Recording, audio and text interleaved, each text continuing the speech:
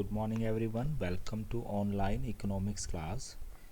आज की वीडियो में हम डिस्कस करने वाले हैं की कंपोनेंट ऑफ सोशल इंफ्रास्ट्रक्चर जो कि हेल्थ है। स्टूडेंट्स, लास्ट वीडियो में हमने इम्पोर्टेंस ऑफ इंफ्रास्ट्रक्चर को डिस्कस किया था। इकोनॉमिक इंफ्रास्ट्रक्चर में की कंपोनेंट आपका आता है एनर्जी, और क्योंकि जो इस ईयर आपका सिलेबस कुछ डिलीट हुआ है, according to that energy part is not consider in a board exam. तो एनर्जी वाले पार्ट को हम फुली डिस्कस नहीं कर रहे हैं, ब्रीफली डिस्कस करूं तो एनर्जी एक की कंपोनेंट है इकोनॉमिक इंफ्रास्ट्रक्चर का, जिसमें हम स्टडी करते हैं कमर्शियल और नॉन कमर्शियल एनर्जी और क्या डिफरेंसेस होते हैं इन दोनों के बीच में। फिर उसके बाद हम डिस्कस करते हैं इसके अंदर conventional and non conventional source of energy, फिर इन दोनों के डिफरेंसेस हैं, और then the challenges in power generation. ये आपका पार्ट हो जाता था एनर्जी में, बट क्योंकि वो पार्ट डिलीट हो गया है सीबीएसई सिलेबस में से फॉर द करंट ईयर, अभी हम उसको डिस्कस नहीं कर रहे हैं। तो चलिए आज की वीडियो स्टार्ट करते हैं और हम डिस्कस करते हैं जो सोशल इंफ्रास्ट्रक्चर है उसके की कंपोनेंट को। जब हम हेल्थ इंफ्रास्ट्रक्चर की बात करते हैं तो हम इसमें इंक्लूड करते हैं hospitals, doctors, nurses and other paramedical professionals, beds, equipment required in hospitals and well developed pharmaceutical industry. ये भी माना जाता है कि सिर्फ और सिर्फ presence of health infrastructure sufficient नहीं है healthy people in the country. ये एक्चुअली तब पॉसिबल है जब हर एक जो सिटीजन है कंट्री का उसके एक्सेसिबल हो, वो इन सारी फैसिलिटीज़ को एक्सेस कर सके। अब अगर हम बात करें इंडिया के अंदर हेल्थ इंफ्रास्ट्रक्चर की, तो is made up of a 3 tier system. तो ये 3 टियर सिस्टम से बनता है, मतलब 3 लेवल, जिसको हम प्राइमरी, सेकेंडरी और टर्सरी लेवल भी कह सकते हैं। तो प्राइमरी हेल्थ केयर, जो प्राइमरी हेल्थ केयर है उसके अंदर आपकी एएनएम आ जाते हैं।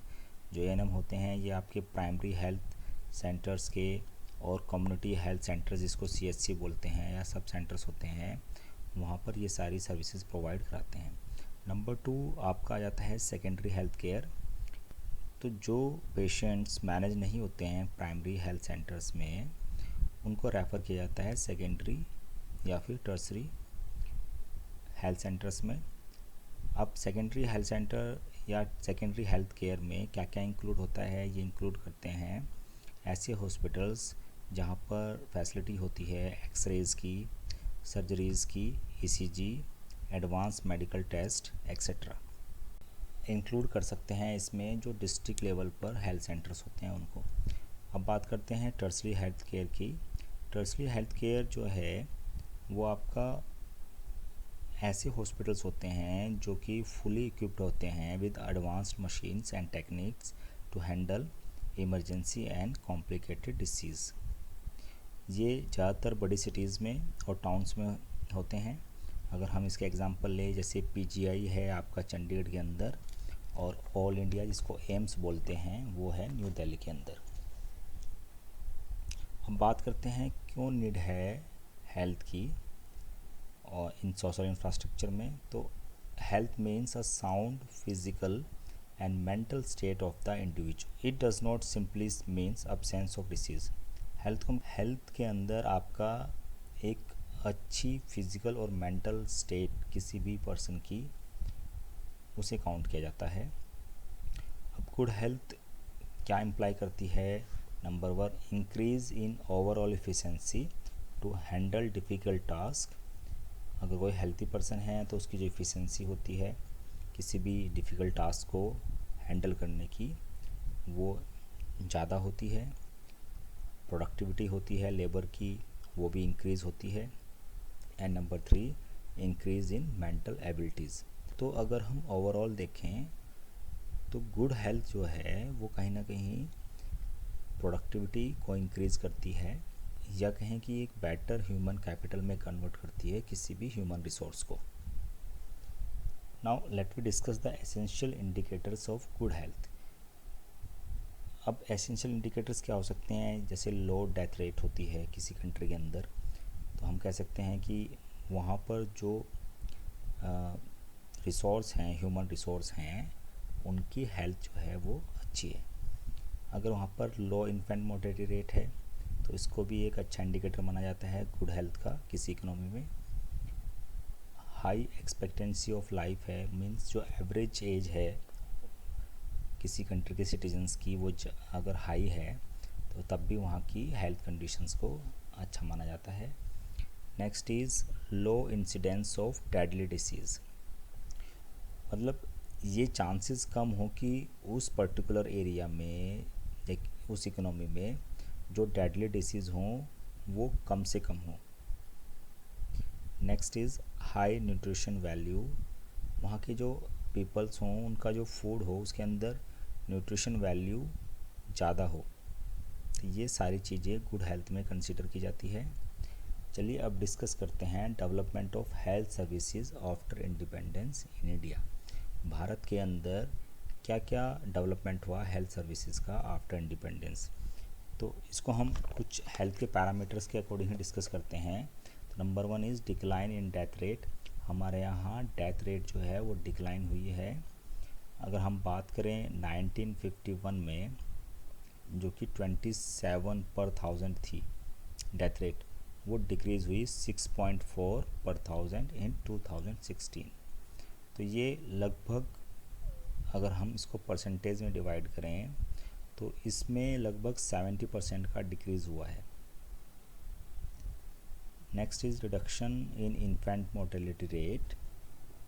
इन्फेंट मोर्टेलिटी रेट क्या होता है, ये referring to death of the infants, मतलब शिशु, बच्चे जिनको बोलते हैं, जिनकी एज जो होती है 1 ईयर से कम होती है, उनके डेथ रेट को ये शो करता है।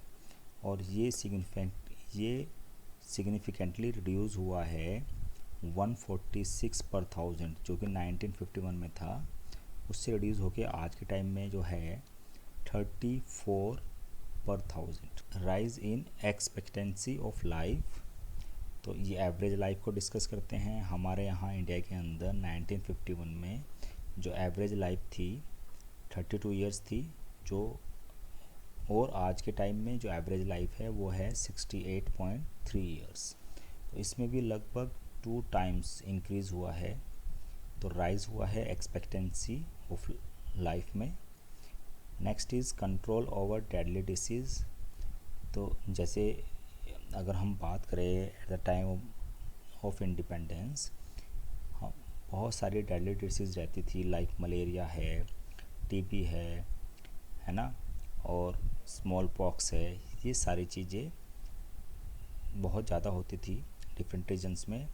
और आज के टाइम में अगर हम कहें तो इन डेडली डिसीज़ को बहुत ज़्यादा हद तक कंट्रोल किया जा चुका है। Next is decline in under 5 mortality rate, मतलब जो चाइल्ड होता है जब वो 5 इयर्स तक का होता है उसमें जो मोर्टेलिटी रेट है उसमें भी डिक्लाइन आया है। अगर हम कंपैरिजन करते हैं 1951 या at the time of independence से आज के टाइम में। नाउ चलिए डिस्कस कर लेते हैं एक्सपेंशन ऑफ हेल्थ सर्विसेज कि 1951 से यहाँ पर 2011 का डेटा लिया हुआ है, उसके अकॉर्डिंग ही हम इसको कंपैरिजन कर लेते हैं कि तब क्या क्या फैसिलिटीज़ थी हेल्थ सर्विसेज को लेके इंडिया के अंदर, और आज के या करंट टाइम के अंदर क्या क्या हेल्थ फैसिलिटीज़ हैं। यहाँ पर हम 2 इयर्स को डिस्कस कर रहे हैं, 1951 और 2011। तो medical colleges at that times 28 थे इंडिया के अंदर, जो अब इंक्रीज़ होके हो गए हैं 321। अभी और ज़्यादा इंक्रीज़ हो गए होंगे, अगर हम 2020 का डेटा लेंगे तो ये और ज़्यादा इंक्रीज़ हो चुके होंगे। Next is dispensaries and hospitals, all तो टोटल मिला के डिस्पेंसरीज प्लस हॉस्पिटल्स तो 9209 है 1951 के अकॉर्डिंग। और अगर हम बात करें 2011 में तो ये जो स्टैट है वो इंक्रीज़ हो गई 35,071। और अगर हम इनको अलग अलग डिस्कस करें तो हॉस्पिटल्स जो थे 1951 में वो अराउंड 2600 के आसपास थे, और जो कि इंक्रीज़ हुए हैं 19,000 के आसपास। और जो डिस्पेंसरीज है वो 6600 थी, जो इंक्रीज़ हुई हैं 26,000 के आसपास। अब बात करते हैं CHCs की। CHCs होते हैं कम्युनिटी हेल्थ सेंटर्स, और PHC इसको प्राइमरी हेल्थ सेंटर्स कहते हैं या सब सेंटर्स कहते हैं। एट द 1951 ये 725 था, जो कि आज इंक्रीज़ हो गया है 1,75,277। तो ये लगभग हमारी कंट्री के हर एक विलेज तक पहुंच चुके हैं, या जो बिग विलेजेस होते हैं यहाँ तक ये सारे एक्सेसिबल हो चुके हैं हर एक पर्सन के लिए। Number of beds in hospitals, private और पब्लिक सबको मिला के 10,000 पॉपुलेशन के ऊपर 3.2 था 1951 में, जो इंक्रीज़ हुआ है 4.2। इसमें ज़्यादा इंक्रीज़ इसलिए नहीं हुआ है क्योंकि जो पॉपुलेशन है वो भी लगभग 1951 से अगर आज के हम बात करें तो डबल हो चुकी है। डॉक्टर्स मॉडर्न सिस्टम 61,000 थे एट द टाइम ऑफ 1951, जो आज के टाइम में है 8,16,000 है इंडिया के अंदर। नर्सेज 18,000 थी, जो इंक्रीज़ होके हो गई है 17,02,555। नंबर ऑफ डॉक्टर्स पर 10,000 पॉपुलेशन पहले 1.7 था, अभी 6 है। अभी भी इसमें इंक्रीज़ होने की ज़रूरत है ना। अभी भी कम है अगर हम डॉक्टर्स को चेक करते हैं अकॉर्डिंग टू 10,000 पीपल्स के ऊपर, लेकिन फिर भी एज़ कम्पेयर टू 1951 काफ़ी ग्रोथ हुई है। ये सारा जो डेटा है वो इकोनॉमिक सर्वे 2011-12 और and India 2012 EPW research foundation के थ्रू दिया हुआ है। So that's all for today students, thank you, have a nice day.